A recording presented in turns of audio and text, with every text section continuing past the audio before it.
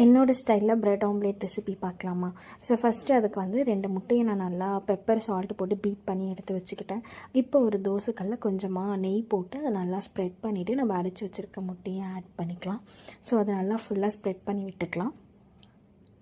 So இந்த டைமில் நம்ம வந்து 2 ப்ரெட் எடுத்துருக்கேன். 2 ப்ரெட்டுமே வந்து லைட்டாக முட்டையில் வந்து நம்ம இந்த மாதிரி வச்சுட்டு அதுக்கப்புறம் திருப்பி எடுத்துக்கலாம்.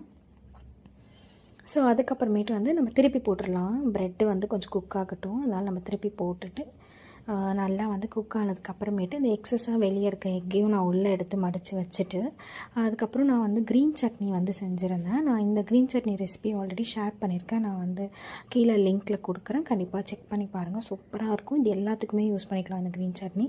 ஸோ அந்த க்ரீன் சட்னி ஒரு சைடு அப்ளை பண்ணிவிட்டு ஒரு சைடு வந்து நான் சீஸ் ஆட் பண்ணிக்கிறேன். கிரேட் பண்ணி சீஸ் ஆட் பண்ணிவிட்டேன்.